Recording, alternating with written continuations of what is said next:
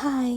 അതെ, നാട്ടിൽ നിന്ന് ലണ്ടനിലേക്ക് മൂവ് ചെയ്തപ്പോൾ ഞാൻ ഏറ്റവും കൂടുതൽ സ്ട്രഗിൾ ചെയ്തിട്ടുണ്ടായിരുന്നത് ഈ കുക്കിങ്ങിൻ്റെ കാര്യത്തിലായിരുന്നു കേട്ടോ. കാരണം എന്നെ ഡിപ്പെൻഡ് ചെയ്തിരിക്കുന്ന 2 പേരുണ്ടേ.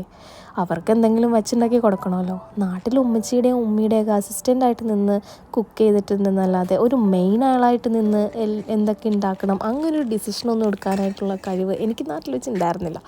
ഇവിടെ വന്ന് അത് ഗ്രാജ്വലി ഞാൻ ഡെവലപ്പ് ചെയ്തെടുത്തു. പല കാര്യത്തിലും ഇപ്പം ഞാൻ ഒരു കുക്കാണെന്ന് തന്നെ പറയാൻ പറ്റും. പക്ഷേ എന്നാലും ഞാൻ ഉണ്ടാക്കിയ ശരിയാവാത്ത ഒരു ഐറ്റമാണ് ഈ ഇഡ്ഡലി ഞാൻ എങ്ങനെയൊക്കെ ഉണ്ടാക്കിയാലും അതൊരുമാതിരി ആയിപ്പോവും. ഇന്നിപ്പോൾ ഇഡ്ഡലി സോഫ്റ്റായിട്ട് വന്നിട്ടുണ്ട്, പക്ഷേ അതിൻ്റെ ഷേപ്പൊന്നും അങ്ങോട്ട് ശരിയായിട്ടില്ല.